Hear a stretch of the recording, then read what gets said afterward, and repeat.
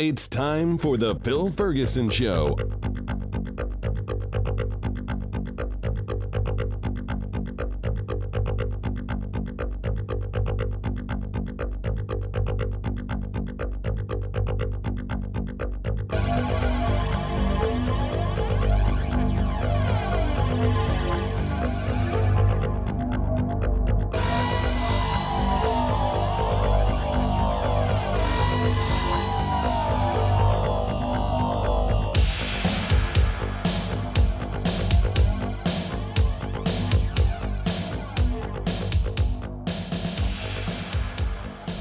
Hi there, Phil here, and you are listening to The Phil Ferguson Show.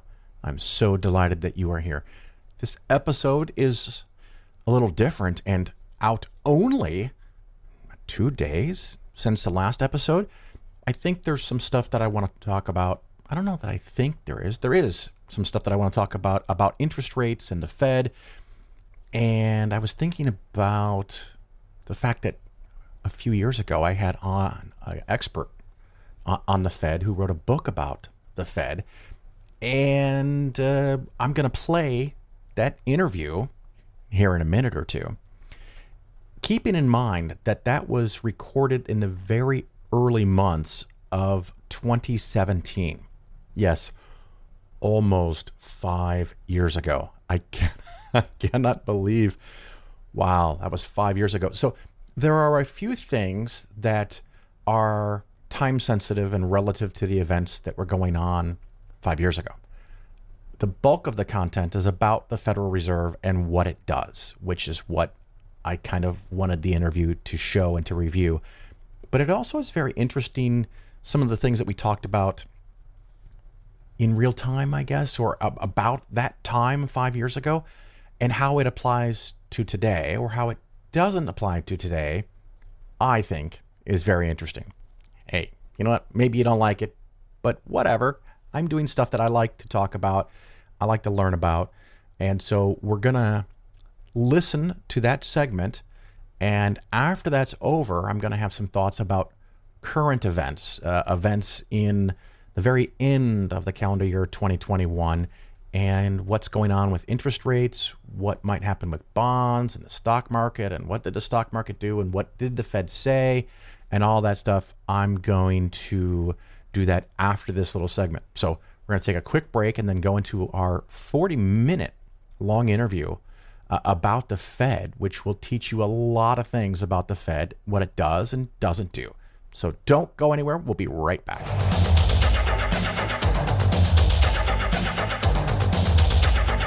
I'm not worried about dying because I'm an atheist, right? Now, I know that this is a Christian country and I stand up for your right to be religious, but please know that you're wrong, right? Please know that you're living in a fantasy land and that after you die, nothing happens. Stop being a fucking child, right? Like, I'm not scared of dying because I'm an atheist. I know I'll just rot in the ground. Right? I won't even know I'm dead. Do you want to know why? Because I'll be fucking dead. Religious people worry because they believe in heaven. If there's a heaven, there has to be a hell. And everyone who's read that book knows that you've done enough shit to go to hell, right? And that makes it very stressful on your deathbed, doesn't it? No one want to prick you out going, oh, this isn't going to be good. Hey? I don't want to go to heaven. I don't even want the option of heaven. I don't want to exist in a conscious state for the rest of eternity constantly thinking. I don't like thinking as it is. Where's me passport? Can't punch women in the face.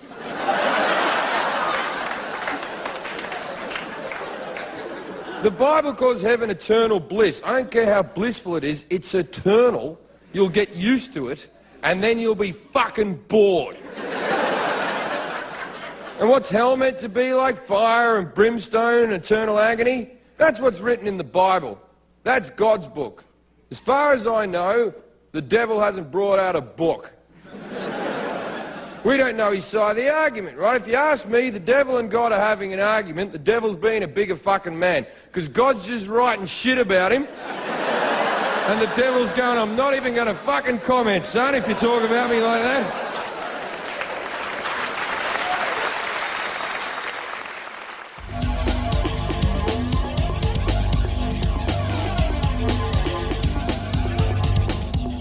You're listening to The Phil Ferguson Show. Welcome back. This is Phil Ferguson, and you are still listening to The Phil Ferguson Show.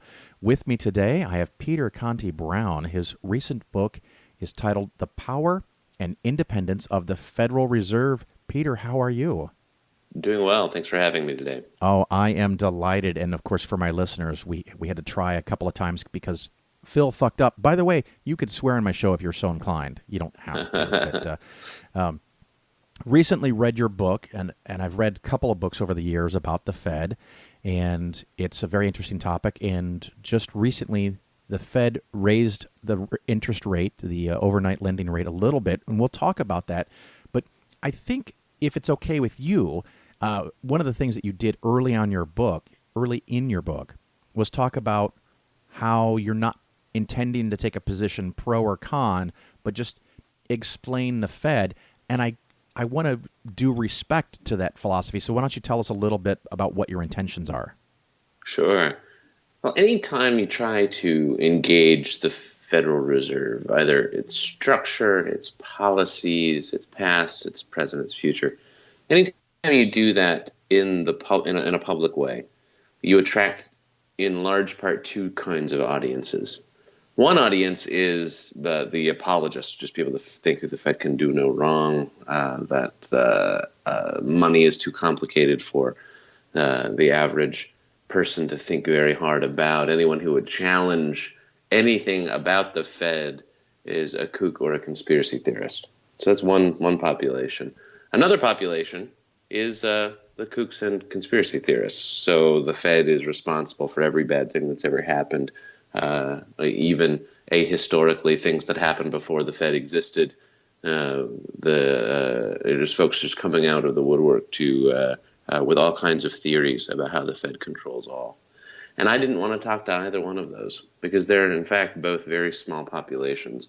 And the Fed's power over all of us is extraordinary. So I wanted to say to those crowds, put your guns back in your holsters, have a seat. There are things you misunderstand about each other's arguments. And mostly I wanted to turn my attention to the vast majority of people who don't belong in either category, but have seen how the Fed has responded since the financial crisis, know that the Fed exercises extraordinary power over the economy, by extension over society, and want to understand better about what the Fed is, where it fits within government, and how to think about it for the future. Yeah, so listeners, if you have real heartburn against the Fed, or if you're a Fedophile, I guess, I don't know, that loves the Fed and think it can do no wrong, you might be a little unhappy with this podcast. So you've been warned in advance. This is meant to be informational, educational, explanations of what it is, where it came from, and what it does. So we're going to kind of stick to that. And, of course, I know Peter, when I first emailed you, you're like, well, why do you want to talk to me? So, well, I've gotten approached by a lot of the conspiracy theorists who have podcasts or other radio shows. And right. Again, engaging in that kind of thing, I just don't think is productive. I think it feeds a kind of and I've listened manic frenzy. That, investing shows that have callers, and sometimes the callers just go off the rails, and I can imagine you don't want to really fuck with that. So yeah, I don't do call-ins. It's all recorded. So we're just going to talk, and the listeners are hopefully going to get valuable information. One of the philosophies I have is called investing skeptically, and you need to know information and facts. So we're going to try to stick to that. So now that we've got that out of the way for the listeners, since I mentioned it, and since there's recently been a change, before we get into the Federal Reserve, and we can talk a long time about that if you're willing, but what is the rate that the Fed changed last month? What is that? How does that work? Right. It's called the federal funds rate. And the way it's reported is that the Fed just decrees from on high in its marble palace on Constitution Avenue that the federal funds rate will be changed. But that's not exactly like something like Congress decreeing that such and such behavior will now be illegal. And that's not exactly how it works. The Federal Reserve affects its policies through markets and through market activities. And what the federal funds rate is the rate of lending between banks. Your listeners have probably heard of LIBOR, the London Interbank Overnight Rate. The federal funds rate is a very similar kind of rate. And the reason it's called federal, suggesting government, that suggestion is correct, is that banks need to have reserves with the Federal Reserve banks that regulate and supervise them as part of law. And sometimes they'll have more reserves than necessary, sometimes they'll have less. That's just the nature of things. That's how banking works. And when they're short, they'll turn to other banks for short-term loans so that they can be in compliance with those rules. And the rate that banks will charge each other when they are short those reserve requirements is the federal funds rate. And it's a rate that reverberates throughout the rest of the economy through mortgage rates, credit card rates, private student loans, other kinds of loans are pegged sometimes explicitly by contract, other times just through market activity to that base rate. And most importantly, of course, the rate at which the federal government and state and local governments borrow money is also linked to that rate. So the Fed does is it targets within a band of 25 basis points where they want that rate to be. And they use their massive balance sheet, the Federal Reserve central bankers, to buy and sell assets, usually short-term government bonds, in order to nudge that rate one direction or another. Lately, over the past year and a month, we've seen them raise rates about 0.5% or 50 basis points higher through their market activity. So that's how the federal funds rate fits together with other interest rates that your listeners and consumers throughout the economy are more familiar with. Well, and I was just going to explain basis points, but you just did that. So 100 basis points is 1%. And like you said, they've increased it 50 basis points or about 0.5%. And how low was the federal funds reserve rate before the increases? Right. It was they were targeting between 0 and 0.25%. So essentially interest rates were at 0. Right. And it's one of those things that people often think one can't go lower than 0, but is that true? That's not true. And if you think about it, in some sense, it's true just because that's how people experience banking. The idea that a bank would pay you to borrow money is so strange. It doesn't even compute. That sentence doesn't even make sense to people. But there's an easy way to think about that. These so-called negative interest rates, it's just about who gets to pay or who has to pay for the privilege of storing money. So when I go to a bank, I have two options already, even when interest rates are above 0. I can put some money in a savings account and they're going to pay me a little bit of interest for that. Or I can put that same money in a safety deposit box, but then I'm paying them. Negative interest rates are about about me paying for the privilege of storing money at a bank. And so in that sense, we've had negative interest rates for all different kinds of things for centuries. Now, more explicitly, economies in Europe and Asia, especially Japan, the Eurozone, and some others, Denmark, Sweden, Switzerland, have dropped their benchmark rates, similar to the federal funds rate, below 0. And that idea is to stimulate more lending. If all of my savings are hoarded in a bank and now I have to pay for that privilege, well, then I might take that money out and go do something else with it. And the idea is that that's something else that you do with that money would stimulate economic activity. Well, now that we're on the subject of stimulating economic activity, the Fed is not the only way that the economy could be stimulated. Is that correct? Oh, of course, yeah. In fact, sometimes it's the least good way. I won't say the worst way because Right. there is still a lot of good that the Fed can do. But one of the reasons I wrote the book is that when you're talking about fiscal policy or macroeconomic policy generally, and talking about different directions that we want our politicians to direct or incentivize economic activity throughout society to go, those are intensely political. People disagree. Some people who think the government should have no role in stimulating economic activity have a stake here. Others who think the government is the only hope for combating deep recessions have a stake here. And the political process is usually the way that we resolve those very different ideological poles. The reason why monetary policy as a stimulative exercise is so fraught is that its connection to that political process is dimmer. It's harder. Yeah. Right. It's not Janet Yellen is not campaigning in the public. She's not doing rallies and the like to try and convince people that she needs to be elected in order for her vision of monetary policy to prevail. And that's a difference. And so that separation from the day-to-day of politics is both a bug of the system, but also its main feature. Now you had mentioned. Go ahead. You had mentioned Janet Yellen. Just in case some listeners don't know, who is she? What is her job, and how did she get it? Yeah, she is the Fed chair. The Federal Reserve System is a system.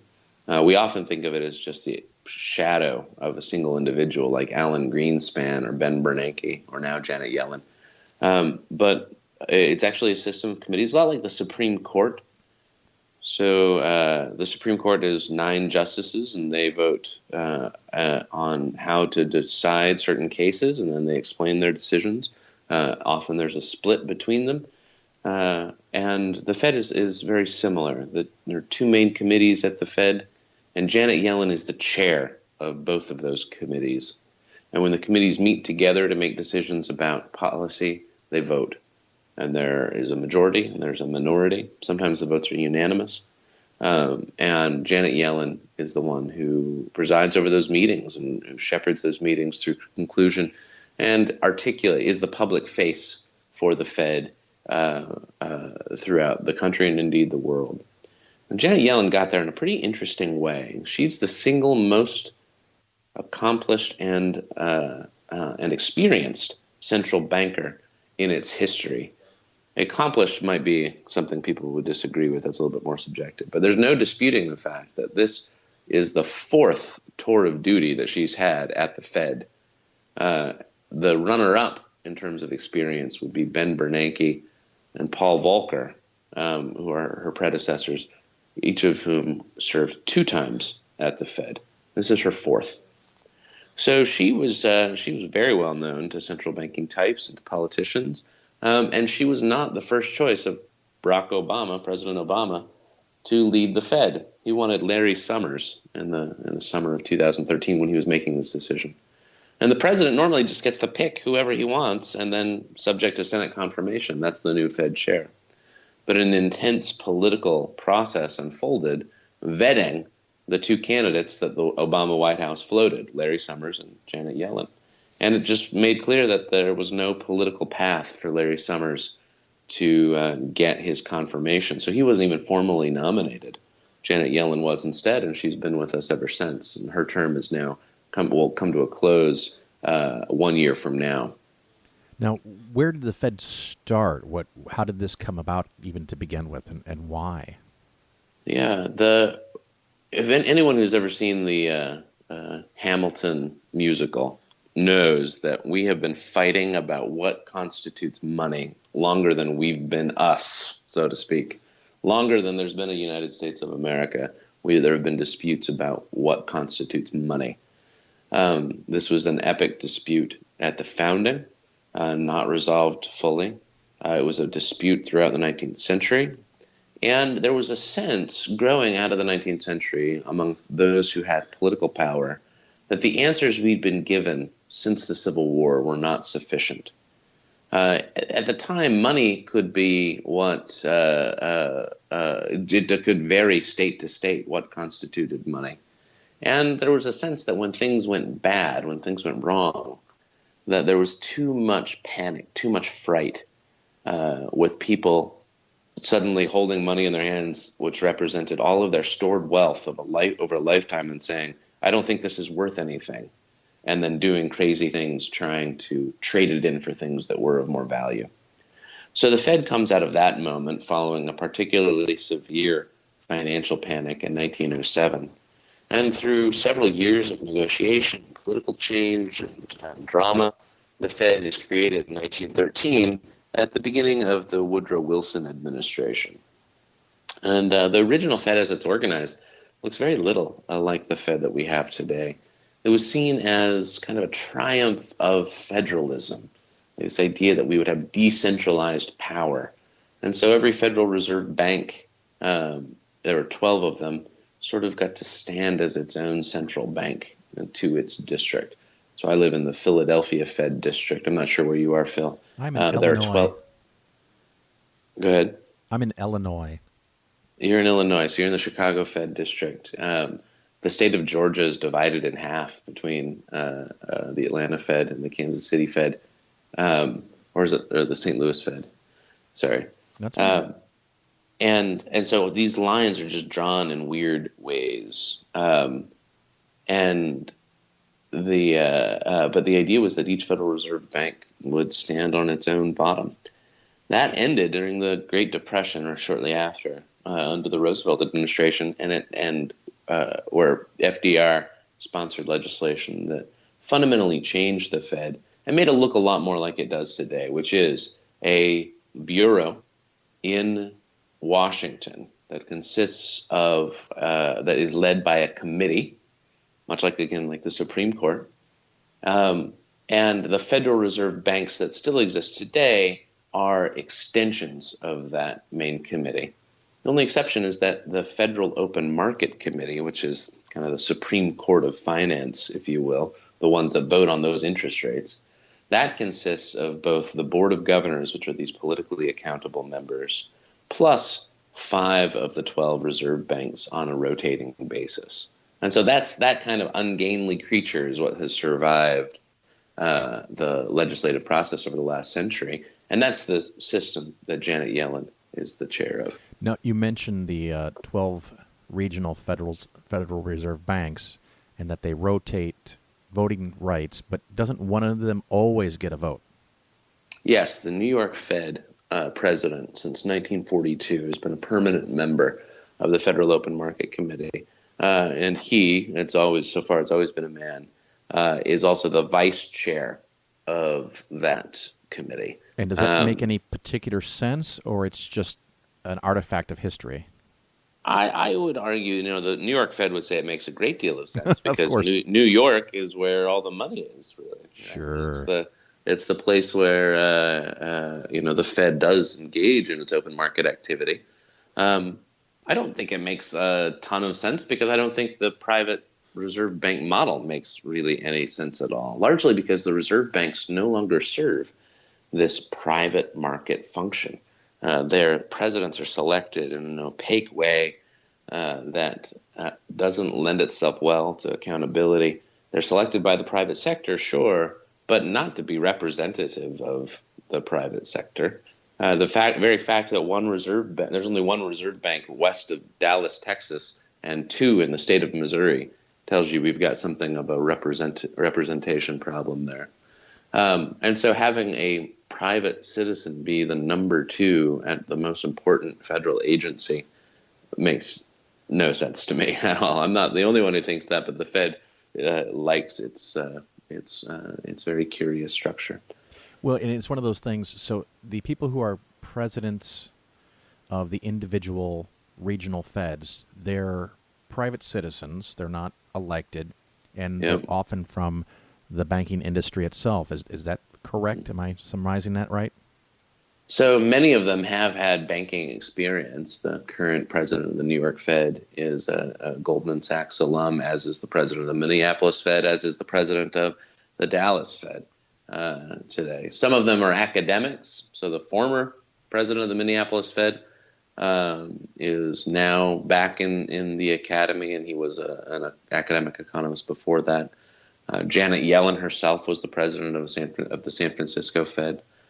Some of them are just Fed lifers. They just came up through the ranks.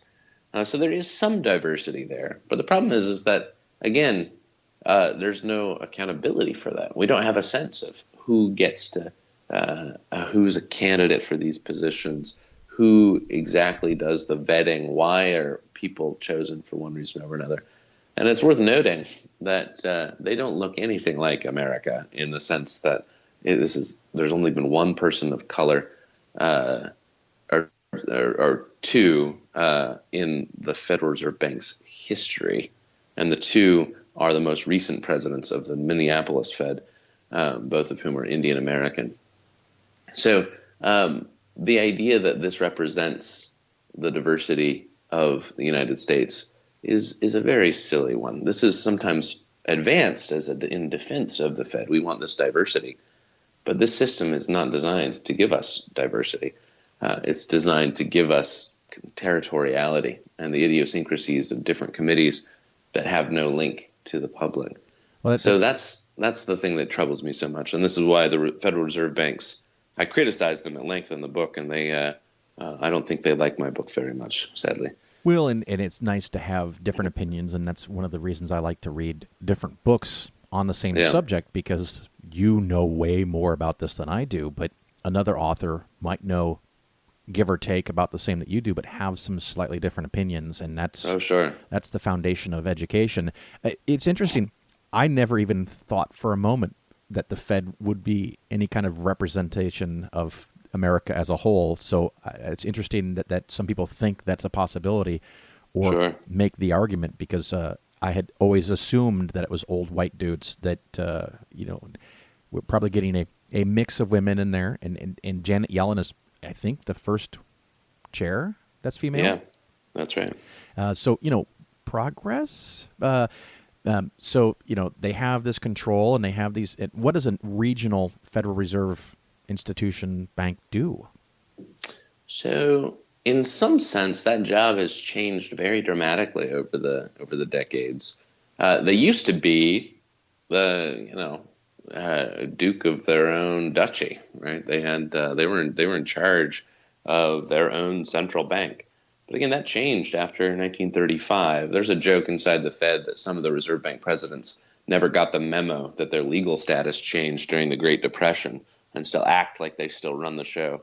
And that's funny, because it's true. I think some Reserve Bank presidents have really taken their status and tried to make more of it than I think is defensible.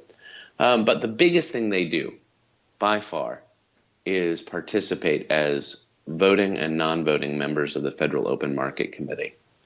And when I said that 5 of the Reserve Bank presidents are on the FOMC at any given time, what I meant is that 5 of them have the vote.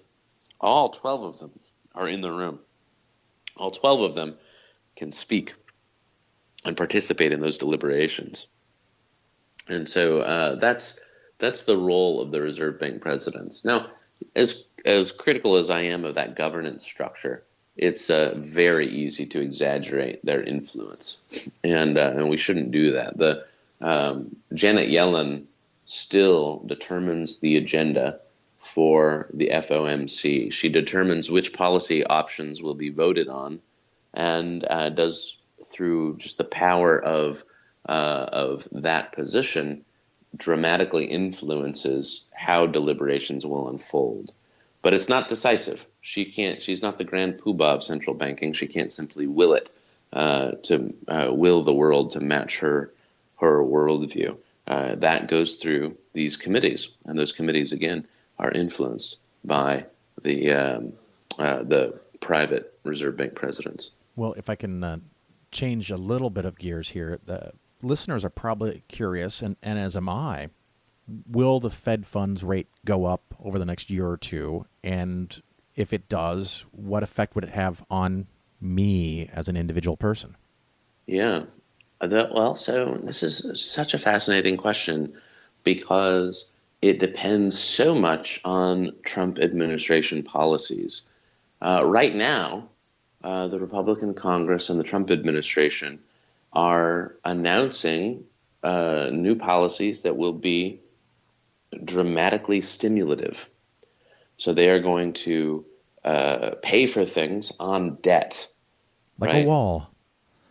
Right, without raising taxes to fund these projects. Could be the Mexican wall. It could be an infrastructure project.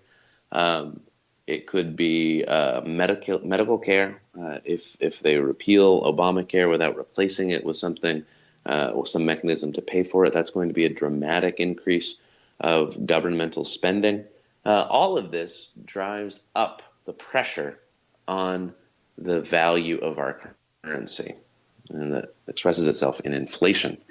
And the way that a central bank behaves in response to that kind of context is by raising interest rates, sometimes quite a lot. But that's the dynamic. It remains to be seen what will happen, how those players will move between the Trump administration and the Republican Congress and the Fed. But my bet, the market's bet, is the same, that interest rates are going to go up. They're going to continue to go up. And what that means is if you are someone who is planning on being a borrower, if you're planning on buying a home or financing your education or financing a car, then that's going to be more expensive for you.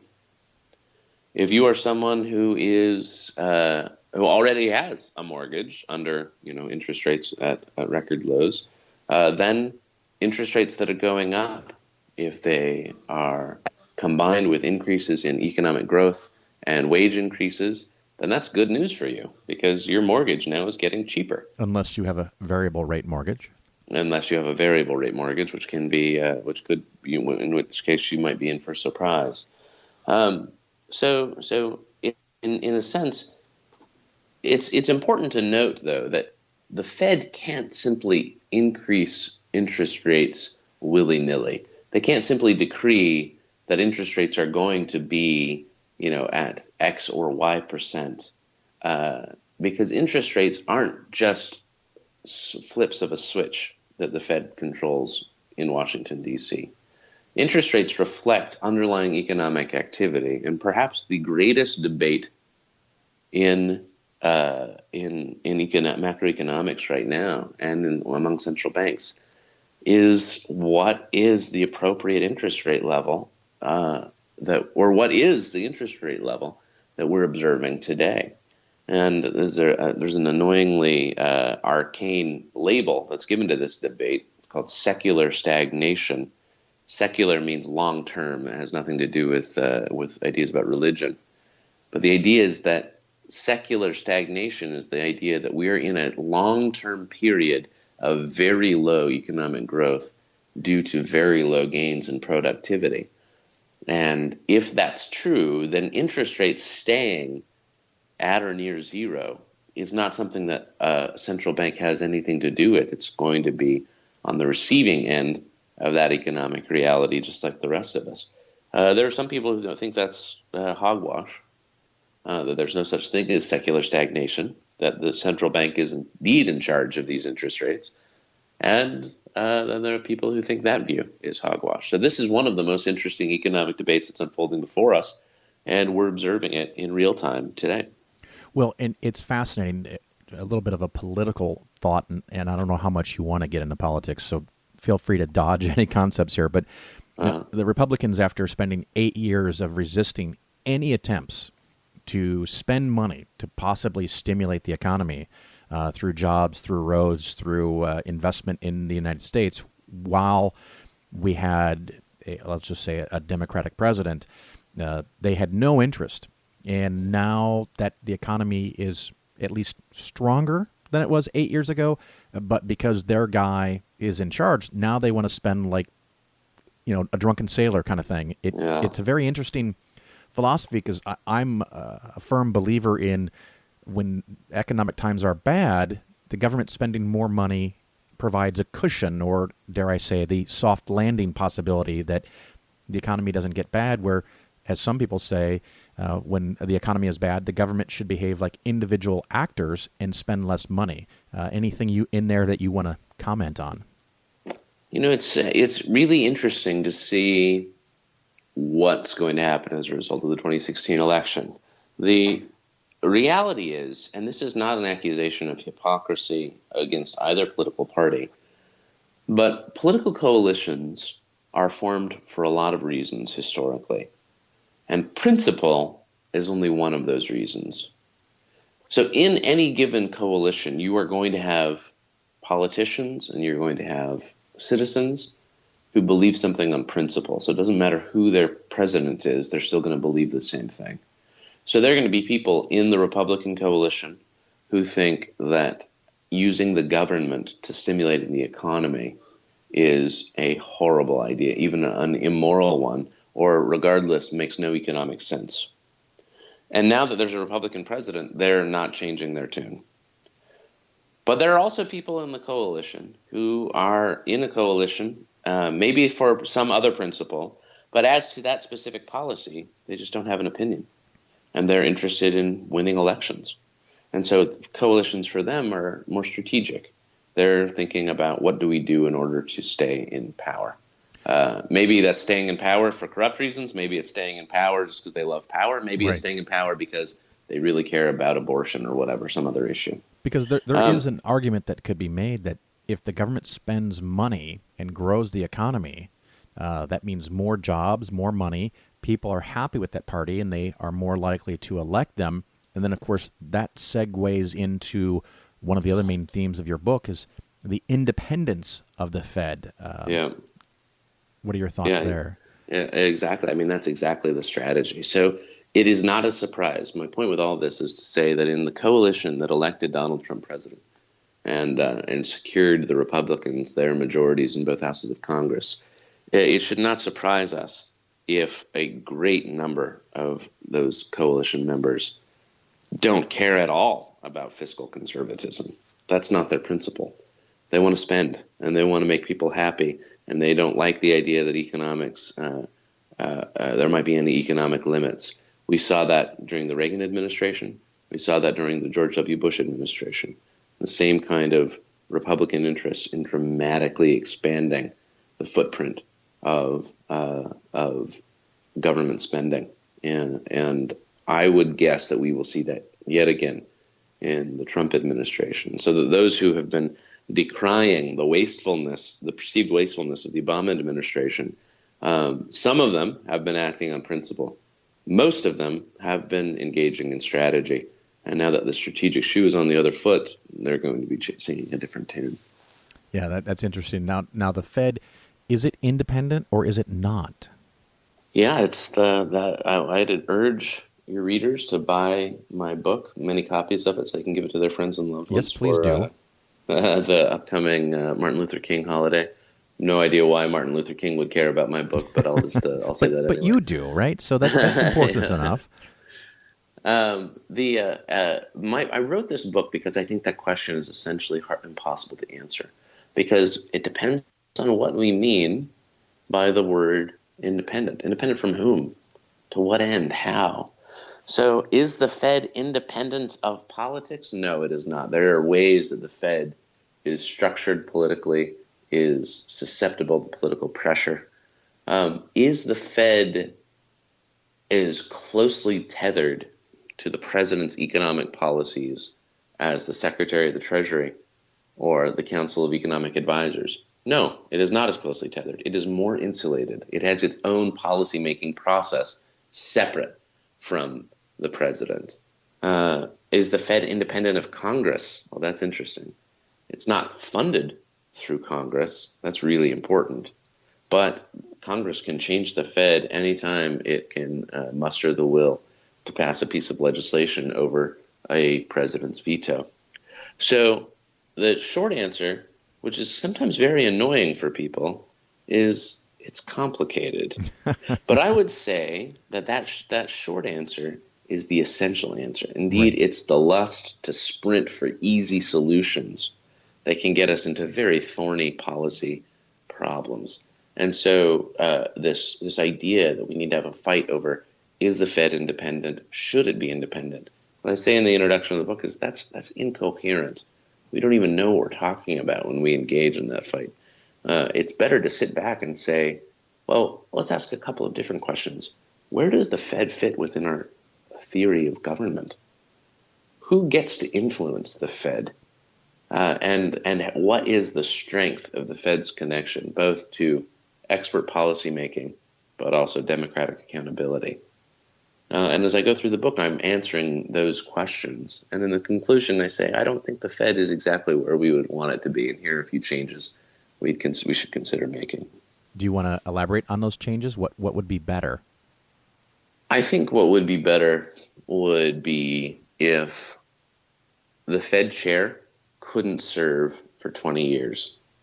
So Alan Greenspan served for essentially 20 years from 1987 to 2006. And that's too long. That's too much time in a democracy for a single individual with his strengths and weaknesses, ideologies and values, expertise and biases. Too long for one person to have that much influence. So I would dramatically shrink the time during which a Fed chair could serve. I would also eliminate the Reserve Bank presidents from being appointed by the private sector. I think the reserve banks are wonderful institutions. They should continue as they are, but I think they should be appointed by the Fed's Board of Governors in Washington, just like any other agency appoints its senior staff in districts throughout the country. Central banking policy is different in a lot of ways, but it's not different in ways that would justify such a different system of governance. So I would change that. What I wouldn't do, and here a lot of folks have pushed back, what I wouldn't do is end the Fed. And I wouldn't end the Fed either by subjecting it to constant congressional inquiries, either through a systemized public political audit, which is something of a misnomer because the Fed is audited for its accounting already every year. Yeah, that's a funny one when I hear that, the audit the Fed. It's not an audit. It's about congressional control over monetary policy, which the Congress already has. It can legislate changes to the Fed at any moment.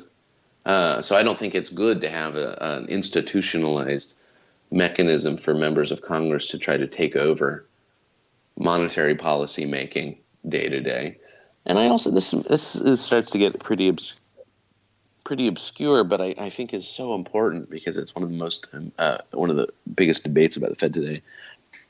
I'm not convinced that we should make the Fed's policy making so transparent that the room for discretion and for expertise is gone. This is sometimes called rules-based monetary policy.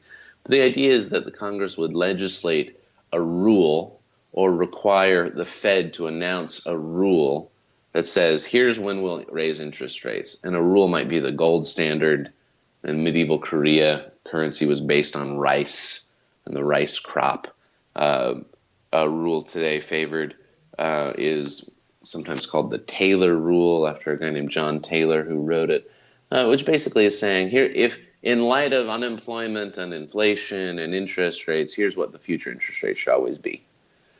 And that sounds really comforting. You're like, oh, good, you'll always know. But the problem is that some of these rules look great today, but 5 years from now will have in them a time bomb.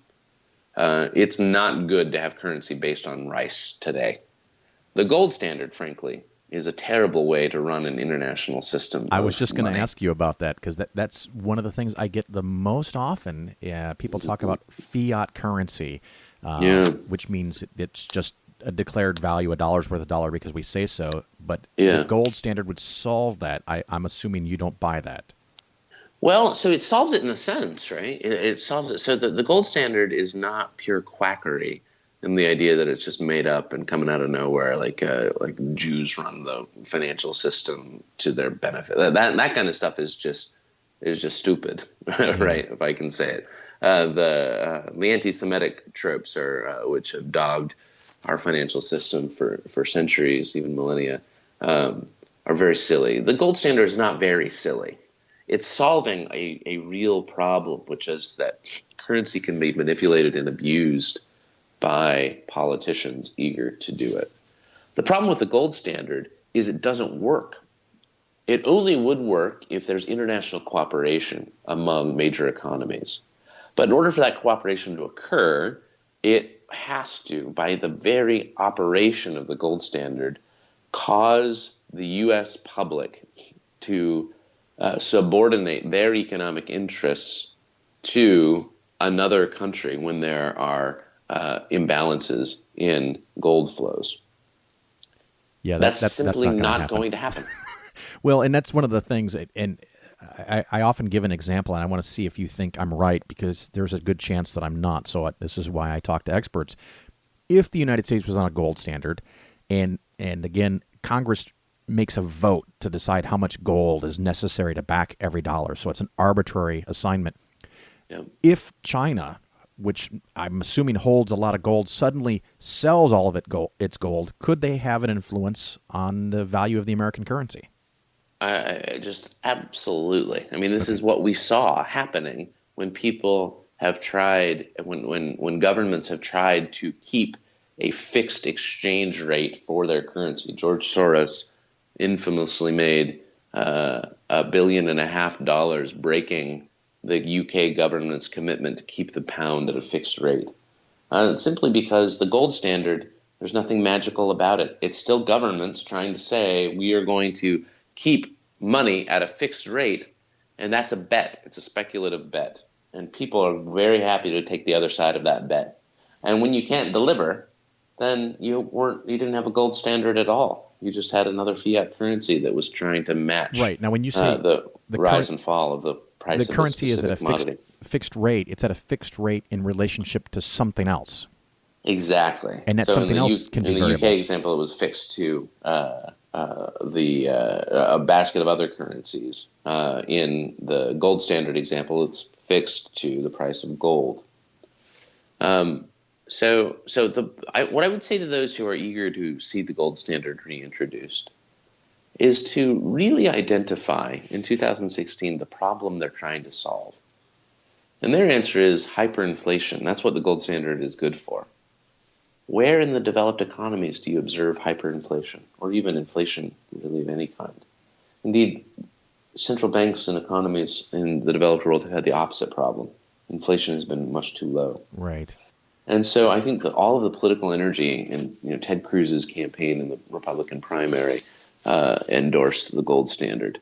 All of that political energy around the gold standard is just so much hand waving and wasted energy in my book, because the problems that they want to identify and talk about are very real in some sense, but other problems simply are problems of past generations, some of which use the gold standard as proposed solutions, and in the process made problems much, much worse than they otherwise would have been. Thank you so much for being on the show, and how can people reach you? Best way to reach me is my website. I'm a professor at the University of Pennsylvania's Wharton School of Business, and would welcome any contact from your listeners interested in engaging further. Great, Peter. Thank you so much for being on the Phil Ferguson Show. I really appreciate your time. Thank you very much. My pleasure.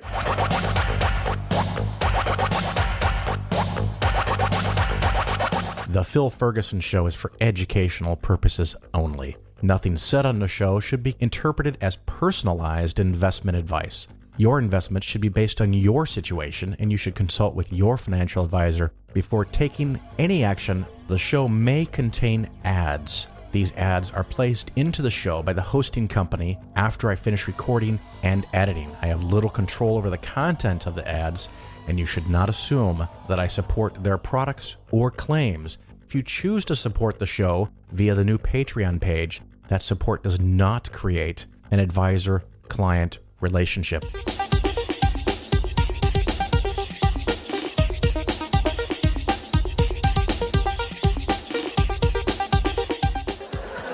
And what's meant to happen when you die and go to heaven? You see a big bright light. You walk towards the light. What's at the end of the light? All your dead relatives. Well, whoop-de-fucking-do. You ever spent a weekend at your grandparents' house? It's fucking shit! You'd be out there for an hour going, wish all me friends would die. Be out there meeting everyone. Hello, Nana. Hello, Grandad. Hello, Uncle who used to touch me. How did you get up here? Oh, that's right, you used to work for the church.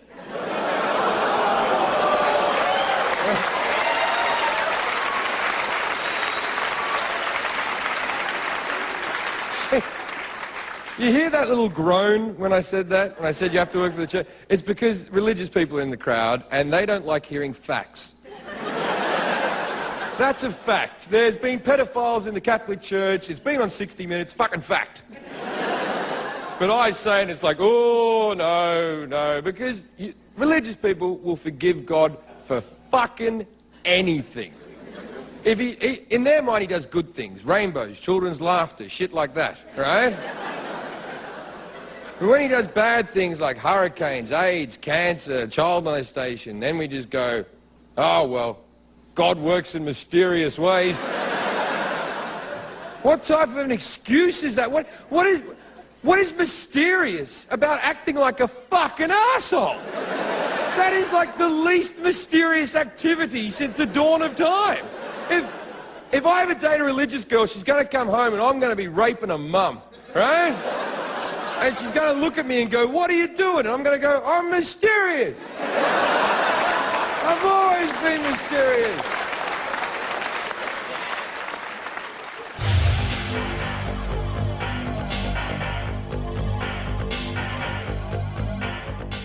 You're listening to The Bill Ferguson Show.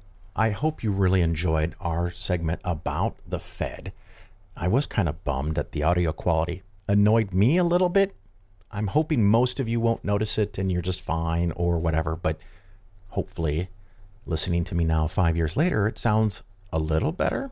Who knows?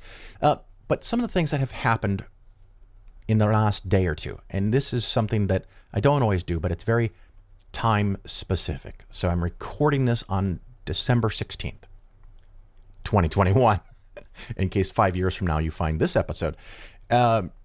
The Federal Reserve yesterday, the Fed chairman yesterday, talked about a couple of things that are going to change and are changing from their perspective. So the Fed, as we talked about in the interview that was previous to this little segment, the Fed has a couple of jobs. One is to keep the economy going so that as many people as possible or as want to or are willing to are able to find employment and make their own way in life and find a job and have a job. And that's fantastic. The second major thing that they are supposed to do is help keep inflation in check.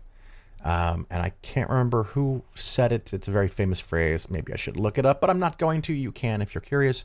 The job of the Fed is to take away the punch bowl when the party gets too exciting. So we don't want the economy going too fast, because when the economy goes too fast, sometimes the party ends abruptly, and then we have shitty economic times. So when the party gets going too quickly, you take the punch bowl away. I think corollarily, I don't know if anyone else has said this, but I'm sure they have, but the Fed can also, in times where things aren't going well, they can spike the punch bowl and make the party a little more exciting. Well, the Fed for the last couple of years, and Congress and the president have been spiking the punch bowl for the last couple of years. It's absolutely delightful that that segment was from 5 years ago, where we were talking about the completely Republican House and Senate, all of the Congress, and Trump and his advisors and their promoters were actively engaging in things to stimulate the economy. We talked about that in that segment. And now that Democrats are in charge, well, kind of, sort of, and at least have passed some bills to provide funds to people, some of the very same people that were promoting the exact same strategies, the exact same ideas 5 years ago, are now crying and screaming bloody murder that this is not something we should do as a country. And that hypocrisy is staggering, not surprising out of politicians. And as was discussed in the segment, some people may vote one way or another based on ideological, personal goals and objectives.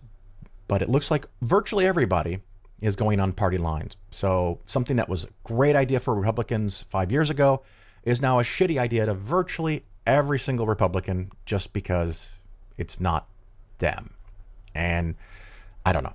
So anyway, so the Fed, because inflation looks less likely to be transitory and possibly sticking around for a while, the Fed has increased motivation to do what it can to make sure that inflation doesn't stay at an elevated level. Keeping in mind, generally speaking, the Fed, from a historical perspective, the goal is to keep inflation under 3 if possible. So for long periods of time, that works. And matter of fact, from 1980 till about last year, almost every year the inflation rate has been below 3%. In many of those years, below 2%. Keeping in mind, for very different reasons, we don't want the interest rate to get the inflation rate to get too low or go negative, because it changes people's behavior and investments and stuff. So we don't want the interest rates to be so high that they discourage growth. Growth in moderation seems to be where everyone pretty much agrees is the ideal place to be. In 2020, because of the shock of the pandemic and the 30, 35, 40% market drop in a month, absolutely staggering, the Fed and Congress and the president engaged in activities to push out more money, to make sure the economy is stimulated enough to overcome the shock from a global pandemic. Maybe that's redundant because a pandemic is global.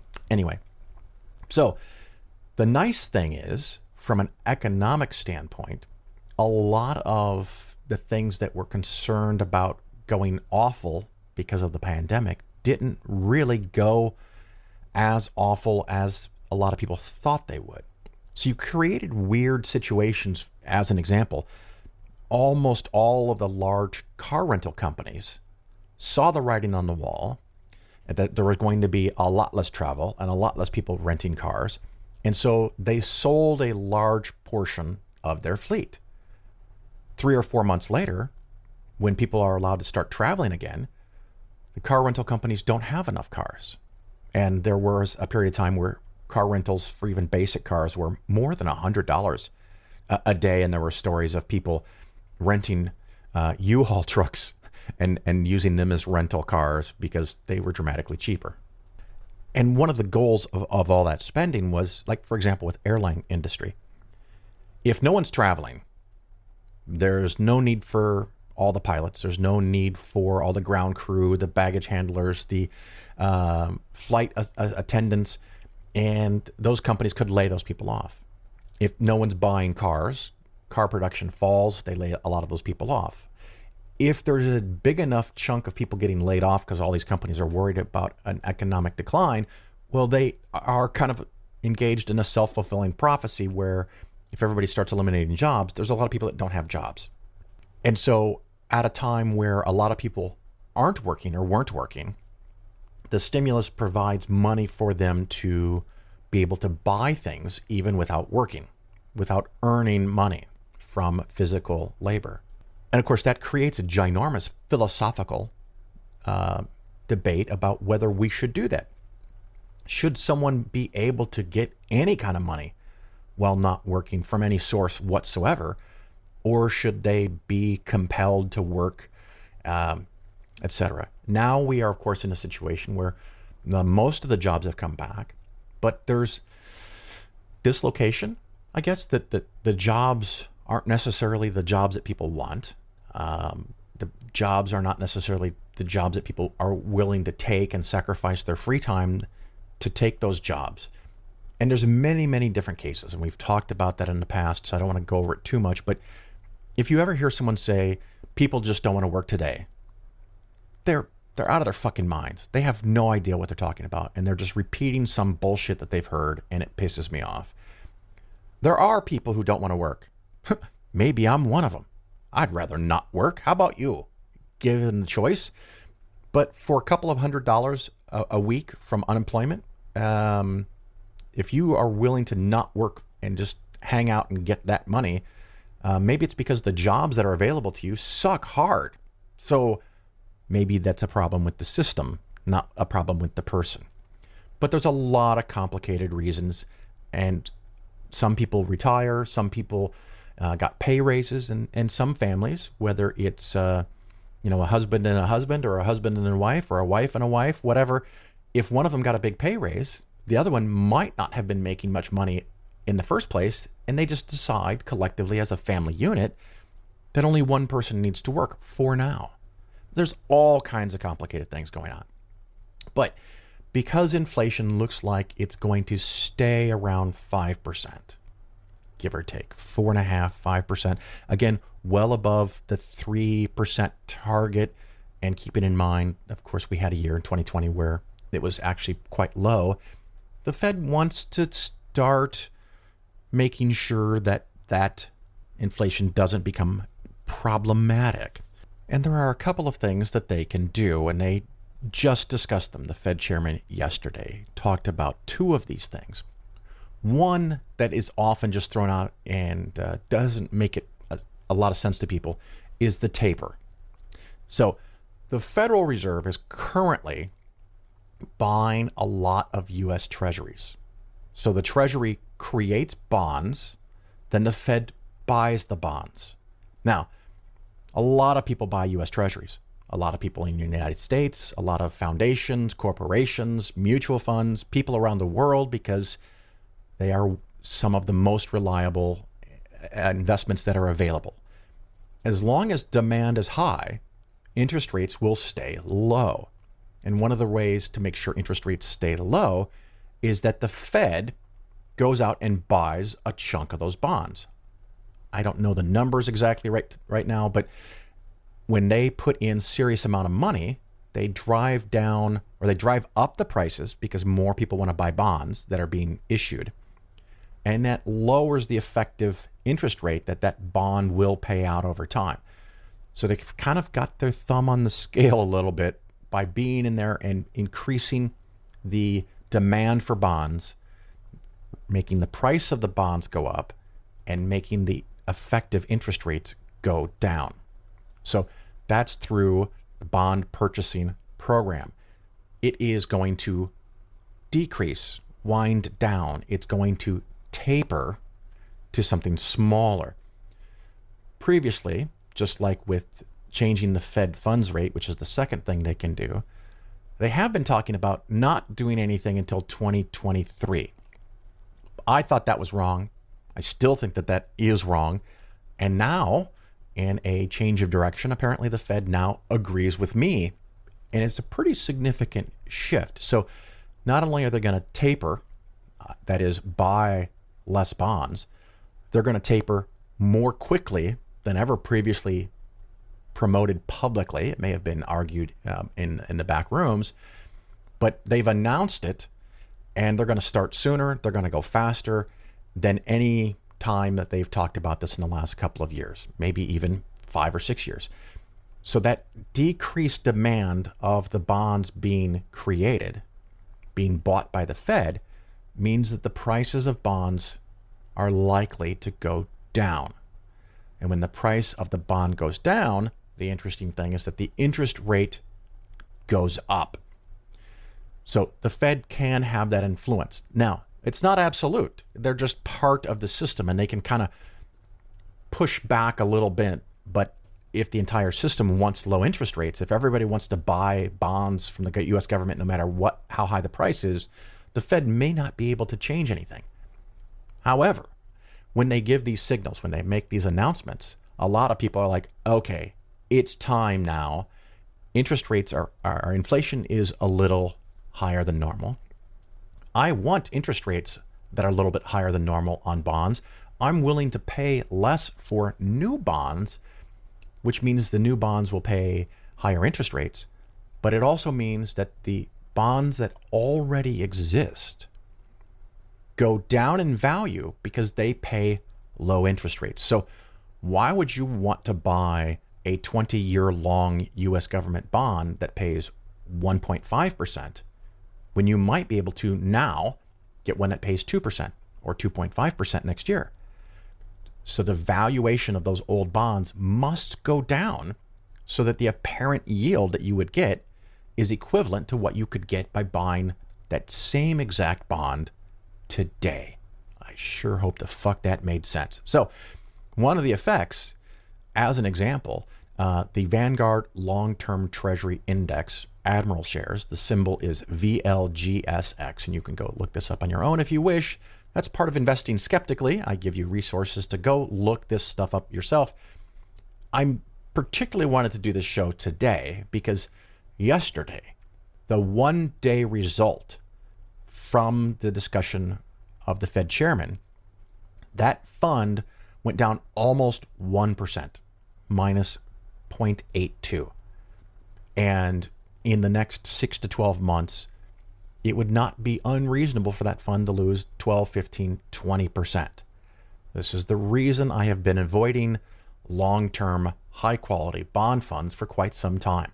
They have made some money over the last few years, but when interest rates are at a rock bottom, the problem when you buy a 20 or 30-year bond, if you're only getting 1.5%, you could buy a very short-term bond and make 0.5 to 1%, which 0.5% versus 1%, obviously it's a lot lower, but the short-term bond has a dramatically lower effect, a dramatically lower result from interest rate increases, and that's measured by a calculation called duration. So look at your mutual funds, look at your bond mutual funds, make sure you understand what you own. Is it short-term or long-term stuff? And this is another reason why we have different bond funds. Very short-term bond funds will not be dramatically affected by rising interest rates, partly because you might have a duration of 2 to 3 to 4. So if interest rates go up 1% in the next year, your short-term bond fund that pays 1% in dividends might lose 3% because if its duration is 3. So you make 1 from dividends but lose 3% in the value of the bonds that you own. So your net result is -2. Yeah, so even in really high quality bond funds, you might lose a point or two in the next year. But whatever. You lost a point or two over a year. You didn't lose 20 or 25% like some of the long-term funds will do.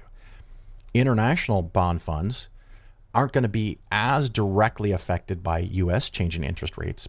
But if those countries around the world do the same kind of thing, the effect might be the same. High-risk bonds, which I discussed about last episode, I am not opposed to them, but I'm opposed to you having half of your portfolio or half of your bond funds in junk bonds. They might do quite well because they're not really linked to the interest rates for high-quality bonds. They're more related to the risk that you're taking as far as being able to be paid back the money. So different bonds behave in different ways. And the thing that I've been avoiding for years is long-term and even intermediate-term bonds because I was concerned that this day would come where maybe, because I honestly don't know the future, but sometimes I think things seem more likely than average. And I think it's much more likely than average that really high-quality long-term bond funds could get kicked in the teeth in the next 12 months. Maybe something for you to look at and see if it's an oversized portion of your portfolio. The other thing that people think is, so that's the Fed and the taper and not buying as many bonds on the open market. The other thing the Fed can do is they can push or nudge what's called the Fed funds rate. And that is the rate that banks pay to borrow money overnight. Every bank has a requirement of how much cash they must maintain in-house. If they aren't able to meet that demand, they can borrow money from another bank and pay the Fed's fund rate, which is around 0, around 0.25 maybe. And they can borrow that money very cheaply, so it's very easy and very reasonable for them to lend out all the money that they can, and if they don't meet the nightly requirement, they borrow money overnight. It's very cheap. They're talking about as much as 1/2 to 3/4, 0.75% increase in the overnight lending rate within the next 12 months. Previously, they suggested it probably wouldn't even start till 2023. And now it seems like popular opinion is it's going to be 2 to 3 1/4 percentage points increase in the next 12 months. That's a big, big fucking change. And what that means is that they now see the economy as strong. And you have this weird, almost confusing effect where interest rates are going up, which can be a positive stimulus on the stock market, because the Fed is basically now saying, hey, we're not concerned about recession right now. We're concerned about inflation, and we're concerned that things might go too well, which might make some people who own stocks say, cool, I want even more stocks, and I'm willing to pay even higher prices for stocks because things are going well and these companies are going to make a lot of money. So there's that pressure, which is weird. There's also a different pressure that has not come to bear yet, but in a historical context, the lower interest rates are, the more appealing stocks become in this yin and yang kind of thing of stocks versus bonds. Because if your bonds will pay you basically nothing as far as an interest rate, the only way really to make any kind of money is to buy stocks. However, if bonds are paying really generous amounts like they were 20 plus years ago, when you could buy long-term U.S. government bonds paying 5 or 6%, why take the risk of investing in stocks when you can make 6% owning fucking bonds? So that creates a downward pressure on the stock market. We are not at the point where bonds, long-term bonds, pay 6%. But it's just something to think about, that if things keep going well, if the Fed keeps increasing rates, there may come an inflection point where stocks don't provide much of an incentive in long-term appreciation compared to what long-term bonds might provide. And like I said, we're nowhere near there.